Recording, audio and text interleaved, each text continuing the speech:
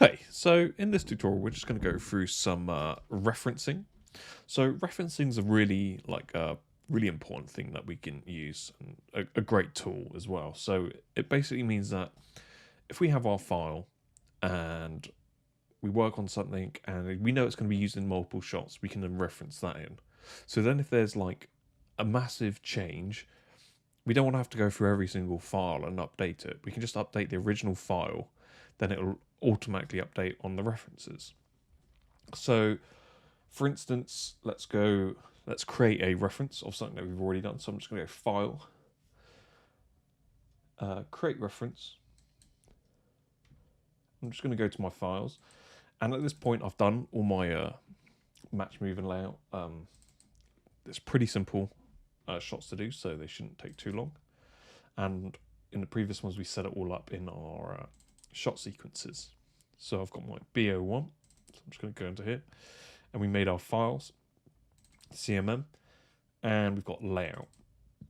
Excuse me. And so we've got our Booble BO1 layout MA here. So if I select reference now, that's now brought in my set geo. So this was stuff that I've modelled around my scan. So I don't particularly want to use my scan, and this is what I'll be using through all the shots.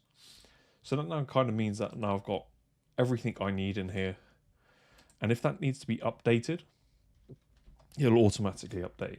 So it's hard to tell in here, so I'm just going to open up my look dev file. So I'm just going to save scene, and I'm just going to save this as version 2. I'll delete this one after because we can just make some obvious changes. So we've got the Booble look dev 2. So I'm just going to go back to here, and you can see that this is referenced. It's got this little diamond on here. So I'm just going to go File, Create Reference, and my look dev is in my look dev folder. And you can see the one we've just saved. So I'm going to reference that in.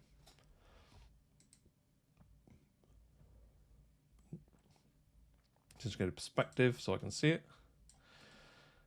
And we can turn our handles off. Where are they? Cool. So we've got our rig coming in. And if I wanted to, I can just, I think this might already be in a layer, which I probably need to label. And we've got the locators from the, probably should label that. I don't know why that's got. Okay, so it's Booble layout layer. So I'm just going to select this main control and just pull this guy out so we can see. So at the moment, we've got our rig in here and we've got everything we need, apart obviously without our lighting and stuff. So let's just quickly set this up so we can see it a bit clearer. So I'm just going to go to my image plane shape, change this to 1. I'm going to change my depth to something like 10,000. And I'm going to just hide that. So now we can see our character in shot. So the benefits of having everything referenced is, say we've done loads of work. We've animated. These are rotations only. We've animated it and done all sorts of stuff. I think my rig is not the best, so it's quite poorly made, but it does the job for what I need. So if I rigged it all and moved it all around, and I've done loads of work on it, not that this is going to be lots of work, but you'll get the idea.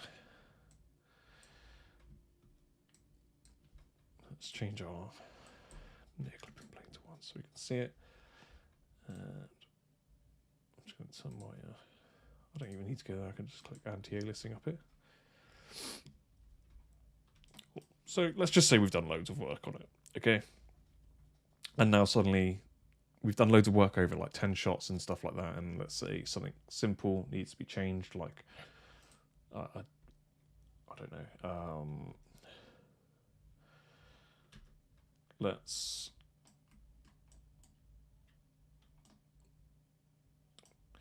what can we do? What can we change on here? So we can switch this out. Say let's switch this out for something different. But we don't want to do that. Open up every single file and redo that on every single file. So what we would do, we'd go back to the original file. And I've saved this as 2, so let's do something really obvious. Let's just put a cube. Let's try and not destroy it or anything.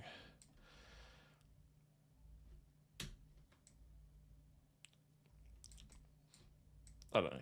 Something, say something like this is going, and you don't want to update that through every single shot, basically. So I'm just gonna freeze transforms, delete the history, select that. So just parent that under. Ooh, the wrong way around.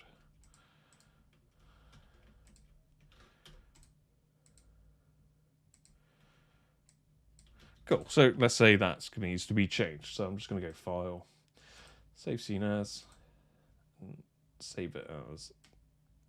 Obviously, we'd only have one if we're updating it, and that'll be the published one. So we'd probably call this _publish. So now if we go back to this one, and you'll notice nothing's changed, but we can go to Reference and Reload. And now you can see that our updated geo is there, and nothing's changed in our rig. It all works. This means that if we've done this because we're working on lots of shots in a sequence, it means that now it will update for every single shot without us having to do it. So, fairly quick tutorial of just showing and explaining what references are for and why they're useful. And yeah, we don't really need to go on about that, but we'll be using references throughout. So yeah, it's just a quick one. Hopefully you've enjoyed this tutorial, and we'll see you in the next one. Thank you for watching.